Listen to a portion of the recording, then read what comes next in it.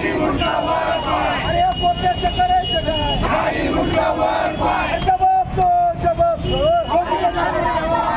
भाजप सरकार अरे जबाब दो, जबाब दो. भाजप सरकार जबाब दो, जबाब दो, जबाब दो. अरे जबाब दो, जबाब दो.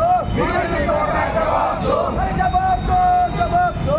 बीजेपी सरकार जबाब दो. अरे भाजपा सरकारचं करायचं काय? अरे गोप्याचं करायचं काय? राष्ट्रवादी काँग्रेस पक्षाचा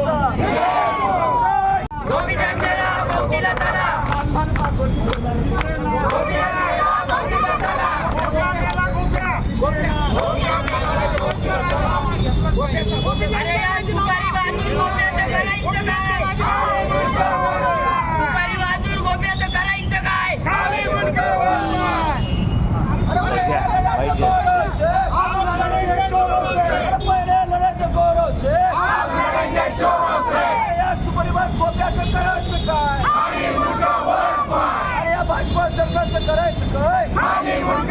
भाजप सरकार होश में हो. भाजप सरकार होश में हो. होश में तुमको आना होगा.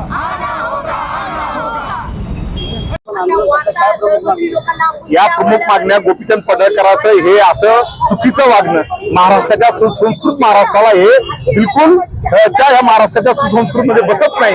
महाराष्ट्राची मातीचं करायचं काय असं यांनी ठरवलेलं आहे. अनेक प्रश्न आहेत महाराष्ट्रासमोर सोडून दिले, ते सोडून दिले.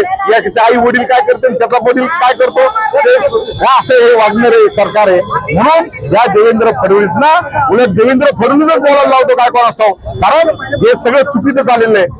जयंत पाटलाचा वारसा नाना पाटील असणारे त्यांचं नाना पत्र सरकार म्हणजे स्वातंत्र्यपूर्व काळात पत्र सरकार त्या तालुक्यात वाढले. राजाराम बापूंनी सुद्धा स्वातंत्र्य मध्ये भाग घेऊन या देशाला स्वतंत्र करण्यामध्ये मदत आणि सहकार्य केलं. अशा माणसाबद्दल त्यांच्या आईबद्दल बोलावं, विकासाबद्दल बोलावं, पाण्याचा कांद्याचा प्रश्न आहे, इथं आता अतिवृष्टी झाली त्या प्रश्नाबद्दल बोलावं. ते दिले सोडून आणि याचा आई असेल त्याचा बाप तसा. अरे तो हा बाप तुझ्या आई तू शोध, दुसऱ्याच्या आईला बापाला कशाला बघतोस, हे आमचं म्हणणं आहे. म्हणून आता देवेंद्र फडणवीसना राजीनामा दिला पाहिजे आणि पुन्हा एकदा डबल निवडणूक घेतल्या पाहिजे. या ठिकाणी काल गोपीचंद पडळने बेताल वक्तव्य केलं आणि तो अतिशय मस्तीत गोपीचंद पडळकर आहे.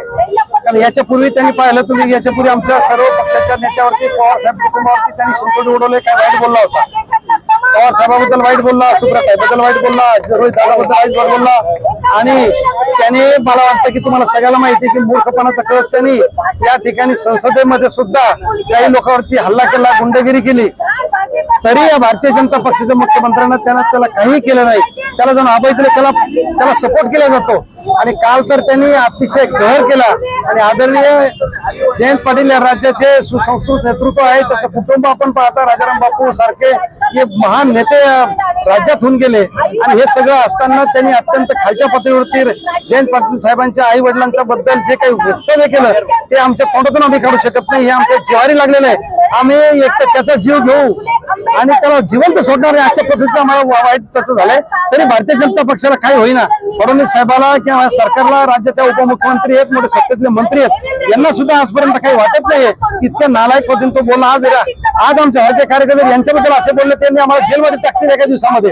फक्त त्याचा मला असं वाटतं की यांनी गांभीर्याने विचार केला पाहिजे. आणि असे पिसाळलेले कुत्रे सोडलेत, याच्यामुळे या देशामध्ये विकास तर होतच नाही, परंतु विकास बाजूला राहिला. परंतु आज काल इथं संघाच्या मतचोरीचं प्रकरण उघडं पडत होतं.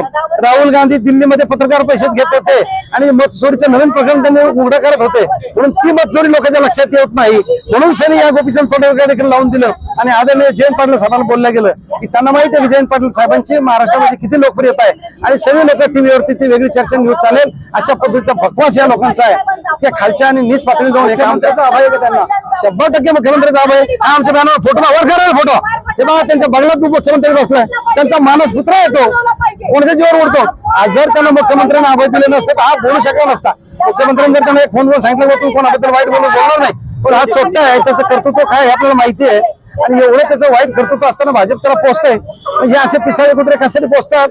हे फक्त अशा चांगल्या लोकांवरती सोडून द्यायचे, यांच्याकडून वाईट बोलायचं, वाईट चर्चा सुरू व्हायची, चांगल्या लोकांना बदनाम करायचं, अशा पद्धतीचा नालायक धंदा चालला तो आम्ही सहन करणार नाही.